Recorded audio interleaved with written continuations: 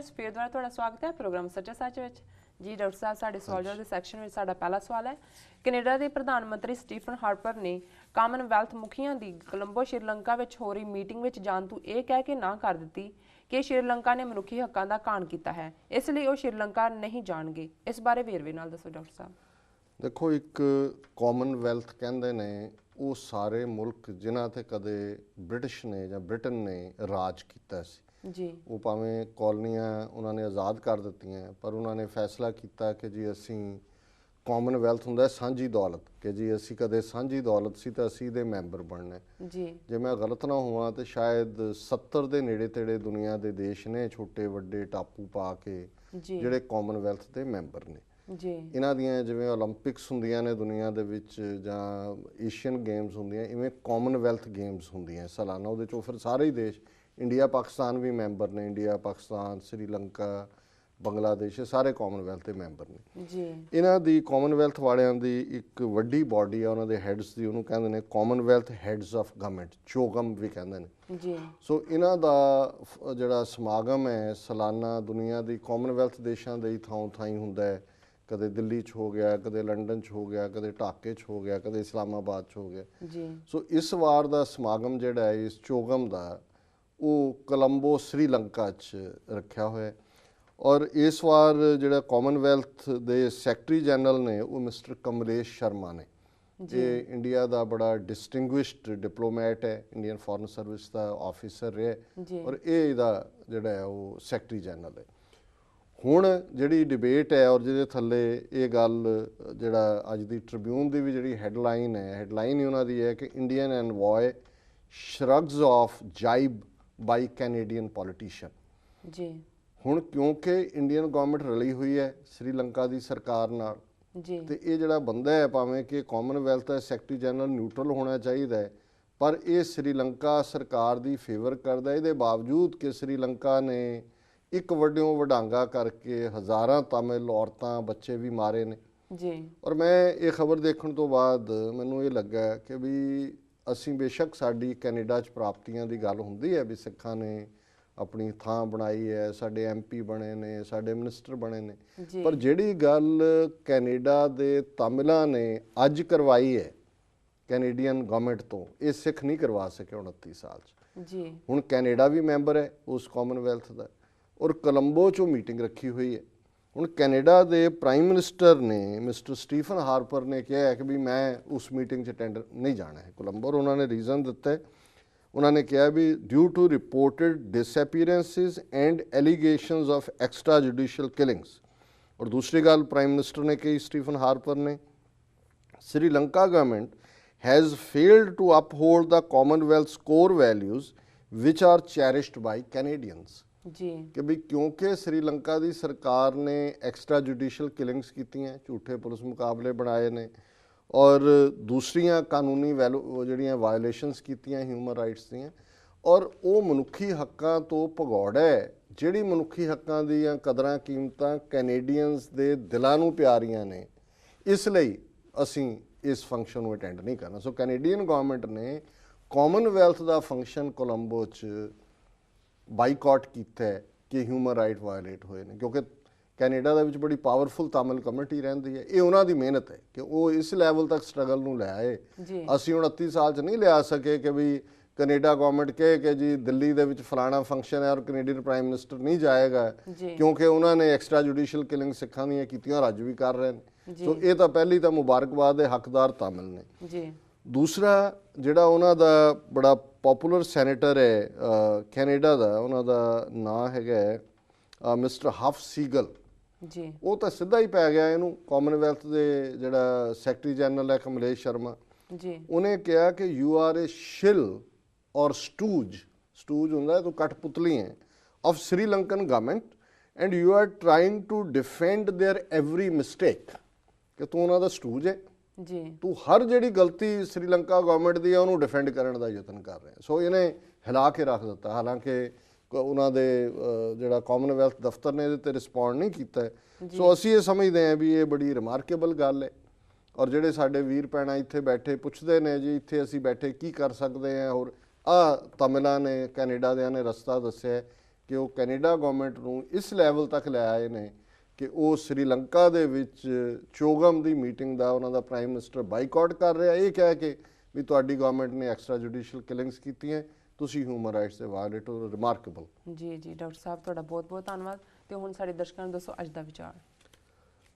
ਅੱਜ ਦੇ ਵਿਚਾਰ ਲਈ ਅਸੀਂ ਲਹਿੰਦੇ ਪੰਜਾਬ ਦੇ ਜਿਹੜੇ ਸੂਫੀ ਸ਼ਾਇਰ ਫਕੀਰ ਸ਼ਾਹ ਹੁਸੈਨ ਜੀ ਦੀ ਲਿਖਤ ਨੂੰ ਚੁਣਿਆ ਜੀ ਔਰ ਉਹਨਾਂ ਦੇ ਦੋ ਤਿੰਨ ਨੇ ਕਪਲੇਟ ਜਿਹੜੇ ਕਿ ਅਲਟੀਮੇਟਲੀ ਜਿਵੇਂ ਇਸ ਰਸਤੇ ਦੇ ਪੰਧ ਦੀ, ਅਧਿਆਤਮ ਦੇ ਰਸਤੇ ਦੇ ਪੰਧ ਦੀ ਮੌਤ ਨੂੰ ਯਕੀਨੀ ਮੰਨਦੇ ਨੇ ਔਰ ਜਦੋਂ ਉਹ ਆਪਣੇ ਫਾਲੋਅਰਸ ਨੂੰ ਜਾਂ ਇਨਸਾਨਾਂ ਦੇ ਨਾਲ ਇੰਟਰੈਕਟ ਕਰਦੇ ਨੇ ਤੇ ਮੈਸੇਜ ਉਹ ਇਹੀ ਦਿੰਦੇ ਨੇ ਕਿ ਤੁਸੀਂ ਕਿਉਂ ਭੁੱਲੇ ਹੋਏ ਹੋ ਇਹਨਾਂ ਸਾਰੀਆਂ ਚੀਜ਼ਾਂ ਦੇ ਵਿੱਚ ਜੀ ਜਿਹੜੀਆਂ ਤੁਸੀਂ ਛੱਡ ਜਾਣੀਆਂ ਨੇ ਔਰ ਜਿੱਥੇ ਤੁਹਾਡਾ ਸਫ਼ਰ ਹੈ, ਜਿੱਥੇ ਤੁਸੀਂ ਜਾਣਾ ਹੈ, ਜਿਹੜੀ ਤੁਹਾਡੀ ਹਕੀਕਤ ਹੈ, ਉਸ ਤੋਂ ਤੁਸੀਂ ਅੱਖਾਂ ਬੰਦ ਕੀਤੀਆਂ ਨੇ ਔਰ ਤੁਸੀਂ ਗਫਲਤ ਦੀ ਨੀਂਦ ਸੁੱਤੇ ਹੋ। ਗਫਲਤ ਇਹੀ ਹੁੰਦਾ ਹੈ ਕਿ ਕਿਸੇ ਚੀਜ਼ ਨੂੰ ਵਿਸਾਰ ਦੇਣਾ। ਜੀ ਸੋ ਸ਼ਾਹ ਹੁਸੈਨ ਕਹਿੰਦੇ ਨੇ, ਪਿਆਰੇ ਲਾਲ ਕਿਆ ਪਰਵਾਸਾ ਦਮਦਾ, ਉੱਡਿਆ ਭੌਰ ਥੀਆ ਪਰਦੇਸੀ, ਅੱਗੇ ਰਾਹੋ ਅਗਮ ਦਾ, ਕੂੜੀ ਦੁਨੀਆ ਕੂੜ ਪਸਾਰੈ, ਜਿਉਂ ਮੋਤੀ ਸ਼ਬਨਮ ਦਾ, ਜਿਨਾ ਮੇਰਾ ਸ਼ੌ ਰਿਝਾਇਆ, ਤਿਨਾ ਨਹੀਂ ਭਉ ਜੰਮਦਾ, ਕਹਿ ਹੁਸੈਨ ਫਕੀਰ ਸਾਈਂ ਦਾ, ਛੋੜ ਸਰੀਰ ਭਸਮ ਦਾ। ਜੀ ਸੋ ਸ਼ਬਨਮ ਜਦੋਂ ਸਵੇਰੇ ਅਸੀਂ ਦੇਖਦੇ ਹਾਂ ਤੇ ਅਰਲੀ ਮਾਰਨਿੰਗ, ਰਾਤ ਨੂੰ ਜਦੋਂ ਜਿਹਨੂੰ ਕੋਰਾ ਵੀ ਕਈ ਵਾਰੀ ਕਹਿੰਦੇ ਨੇ, ਪੱਤਿਆਂ ਦੇ ਉੱਤੇ ਜਿਹੜੀ ਤਰੇਲ ਹੁੰਦੀ ਹੈ ਉਸ ਦੇ ਉੱਤੇ ਕਈ ਵਾਰ ਉਹਦੀ ਸ਼ਕਲ ਮੋਤੀ ਬਣੇ ਹੁੰਦੇ ਨੇ ਉਹਨਾਂ ਪੱਤਿਆਂ ਦੇ ਉੱਤੇ। ਸੋ ਉਸ ਦੀ ਤਰ੍ਹਾਂ ਜਿਵੇਂ ਉਹ ਸਥਿਰ ਨਹੀਂ ਨੇ, ਜਦੋਂ ਮਾੜੀ ਜਿਹੀ ਧੁੱਪ ਚੜ੍ਹਦੀ ਹੈ ਤੇ ਉਹ ਜਿਹੜੇ ਮੋਤੀ ਬਣੇ ਹੋਏ ਨੇ ਉਹ ਸਾਰੇ ਵਿਖਰ ਜਾਂਦੇ ਨੇ। ਇਸੇ ਤਰ੍ਹਾਂ ਸ਼ਾਹ ਹੁਸੈਨ ਕਹਿੰਦੇ ਨੇ ਕਿ ਪਿਆਰੇ ਮੇਰੇ ਦੋਸਤ, ਇਸ ਸਾਹ ਦਾ ਕੋਈ ਭਰੋਸਾ ਨਹੀਂ ਹੈ। ਇਹ ਜਿਹੜਾ ਭੌਰ ਹੈ, ਆਤਮਾ ਹੈ, ਰੂਹ ਹੈ, ਇਹ ਤਾਂ ਪਰਦੇਸੀ ਹੈ, ਇਹ ਇਸ ਪਲੈਨਟ ਦਾ ਵਾਸੀ ਨਹੀਂ ਹੈ, ਇਹਨੇ ਤੁਰ ਜਾਣਾ ਜੀ। ਤੇ ਜਿਹੜਾ ਰਾਹ ਹੈ ਇਸ ਦਾ ਉਹ ਅਗੰਮ ਦਾ ਹੈ। ਅਗੰਮ ਹੈ ਕਿ ਜਿਹਦੀ ਕੋਈ ਗਿਣਤੀ ਮਿਣਤੀ ਨਹੀਂ ਹੋ ਸਕਦੀ, ਇਨਫਿਨਿਟ ਦੇ ਵਿੱਚ ਉਹਨੇ ਜਾਣਾ ਜੀ। ਇਹ ਜੋ ਨਜ਼ਰ ਆ ਰਿਹਾ ਹੈ, ਕੂੜੀ ਦੁਨੀਆ ਕੂੜ ਪਸਾਰਾ, ਜੋ ਮੋਤੀ ਸ਼ਬਨਮ ਦਾ, ਜਿਵੇਂ ਸਵੇਰੇ ਵੇਲੇ ਤਰੇਲ ਦੇ ਬਣੇ ਹੋਏ ਉਹਨੂੰ ਸ਼ਬਨਮ ਕਹਿੰਦੇ ਨੇ, ਉਹ ਮੋਤੀ ਹੁੰਦੇ ਨੇ ਫਾਲਸ, ਅਸਲੀ ਮੋਤੀ ਨਹੀਂ ਹੁੰਦੇ, ਉਹ ਉੜੜ ਜਾਂਦੇ ਨੇ। ਤੇ ਜਿਨ੍ਹਾਂ ਨੇ ਮੇਰੇ ਪਿਆਰੇ ਨੂੰ, ਸ਼ੌਹ ਨੂੰ, ਰੱਬ ਨੂੰ ਰਿਝਾਇਆ, ਉਹਨਾਂ ਨੂੰ ਫਿਰ ਮੌਤ ਦਾ ਡਰ ਨਹੀਂ ਹੈ। ਔਰ ਇਹ ਜਿਹੜਾ ਸਰੀਰ ਹੈ, ਕਹਿ ਹੁਸੈਨ ਫਕੀਰ ਸਾਈਂ ਦਾ, ਛੋੜ ਸਰੀਰ ਭਸਮ ਦਾ, ਇਹ ਸਰੀਰ ਤਾਂ ਮਿੱਟੀ ਹੋਣ ਵਾਲਾ ਹੈ। ਤੇ ਫਿਰ ਇਸੇ ਥਾਟ ਨੂੰ ਅੱਗੇ ਲਿਜਾਂਦੇ ਆ, ਕਹਿੰਦੇ ਨੇ, ਦੁਨੀਆ ਤੋਂ ਮਰ ਜਾਵਣ ਵਤ ਨਾ ਆਵਣ, ਜੋ ਕਿਛ ਕੀਤੋ ਬੁਰਾ ਭਲਾਵੋ, ਕੀਤਾ ਆਪਣਾ ਪਾਵਣ, ਆਦਮੀਓ ਫਿਰ ਮੁਰਦਾ ਕੀਤਾ, ਮਿੱਤਰ ਪਿਆਰਿਆਂ ਤੇਰਾ ਚੋਲਾ ਸੀਤਾ, ਗੌਰ ਮੰਜ਼ਲ ਪਹੁੰਚਾਵਣਾ। ਕਿ ਤੇਰੀ ਅਲਟੀਮੇਟ ਮੰਜ਼ਲ ਗੌਰ ਕਹਿੰਦੇ ਨੇ ਕਬਰ ਨੂੰ, ਕਿ ਤੇਰੇ ਜਿਹੜੇ ਮਿੱਤਰ ਪਿਆਰੇ ਨੇ ਉਹਨਾਂ ਨੇ ਹੀ ਤੇਰਾ ਕਫਨ ਸੀਤਾ, ਉਹਨਾਂ ਨੇ ਤੈਨੂੰ ਜਿਹੜਾ ਉਹ ਅਖੀਰ ਵੇਲੇ ਗੌਰ ਤੱਕ ਪਹੁੰਚਾਇਆ। ਤੇ ਫਿਰ ਉਹ ਕਹਿੰਦੇ ਨੇ, ਚਾਰ ਦਿਹਾੜੇ ਗੋਏ ਲਵਾਸਾ, ਕਿਆ ਜਾਣਾ ਕਿਤ ਢੁਲਸੀ, ਬਾਲਕ ਮਨ ਪਰਚਾਵਣਾ। ਕਿ ਇਹ ਜਿਵੇਂ ਬੱਚਾ ਖਿਡੌਣਿਆਂ ਦੇ ਨਾਲ ਰੀਝ ਜਾਂਦਾ ਹੈ, ਇਵੇਂ ਤੂੰ ਨਾ ਰੀਝ ਜੋ ਤੇਰੇ ਸਾਹਮਣੇ ਹੈ। ਇਹ ਐਵੇਂ 4 ਦਿਨਾਂ ਦੇ ਖਿਡੌਣੇ ਨੇ। ਔਰ ਕਨਕਲੂਡ ਕਰਦੇ ਨੇ ਉਹ, ਚੌਂ ਜਣਿਆਂ ਮਿਲ ਝੋਲਮ ਝੋਲੀ, ਕੰਧੇ ਉਠਾਏ ਲੀਤਾ ਡੰਡਾ ਡੋਲੀ। ਡੋਲੀ ਦੇ ਵਿੱਚ ਡੰਡੇ ਪਾ ਲਏ ਨੇ, ਚਾਰਾਂ ਨੇ ਤੈਨੂੰ ਮੋਢਿਆਂ ਤੇ ਚੁੱਕ ਲਏ। ਜੰਗਲ ਜਾਏ ਵਸਾਵਣਾ, ਉਹਨਾਂ ਨੇ ਜਾ ਕੇ ਤੈਨੂੰ ਕਬਰਾਂ ਦੇ ਵਿੱਚ, ਗੌਰ ਦੇ ਵਿੱਚ ਲਿਟਾ ਦੇਣਾ, ਉਜਾੜ ਦੇ ਵਿੱਚ। ਕਹਿ ਹੁਸੈਨ ਫਕੀਰ ਰਬਾਣਾ, ਕੂੜ ਕੜਾਵਾ ਕਰਦਾ ਹੀ ਮਾਣਾ, ਖਾਕੂ ਦੇ ਵਿੱਚ ਸਮਾਵਣਾ।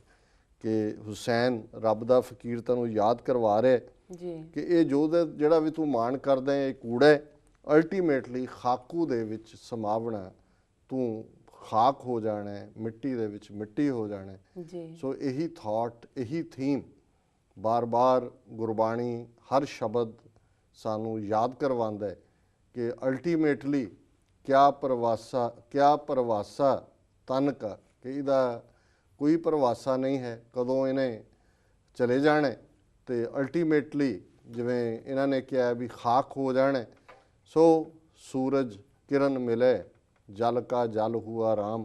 ਜੀ ਸੋ ਇਹ ਅਲਟੀਮੇਟ ਰਿਐਲਿਟੀ ਹੈ ਕਿ ਇਸ ਦੇ ਵਿੱਚ, ਇਸ ਸਰੀਰ ਦੇ ਵਿੱਚ ਜਿਹੜੀ ਰੂਹ ਹੈ ਉਸ ਦਾ ਇੱਕ ਆਪਣਾ ਸਫ਼ਰ ਹੈ।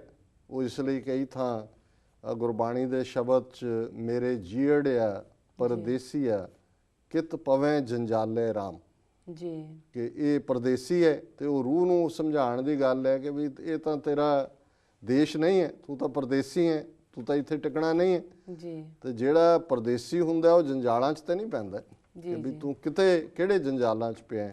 ਜੀ ਸੋ ਸ਼ਾਹ ਹੁਸੈਨ ਜਿਹੜੇ ਨੇ ਉਹ ਸਾਨੂੰ ਇਹੀ ਯਾਦ ਕਰਵਾਉਂਦੇ ਨੇ ਕਿ ਜੀਵਨ ਨੂੰ ਸਕਾਰਥਾ ਕਰੀਏ, ਰੱਬ ਦੀ ਯਾਦ 'ਚ ਗੁਜ਼ਾਰੀਏ, ਜੀ ਔਰ ਝੂਠ ਕੁਫਰ ਔਰ ਸਿਰਫ ਆਪਣੇ ਟੱਬਰ ਨੂੰ ਪਾਲਣ ਦੇ ਨਾਂ ਥੱਲੇ ਜੋ ਅਸੀਂ ਗਲਤ ਆਰ ਕਮਾਉਂਦੇ ਹਾਂ, ਗਲਤ ਕਮਾਈ ਕਰਦੇ ਹਾਂ, ਬੇਈਮਾਨੀ, ਝੂਠ, ਦੌੜ ਇੱਧਰ ਉੱਧਰ ਸਵੇਰ ਤੋਂ ਸ਼ਾਮ ਤੱਕ, ਜੀ ਉਹ ਪਾਗਲਪਨ।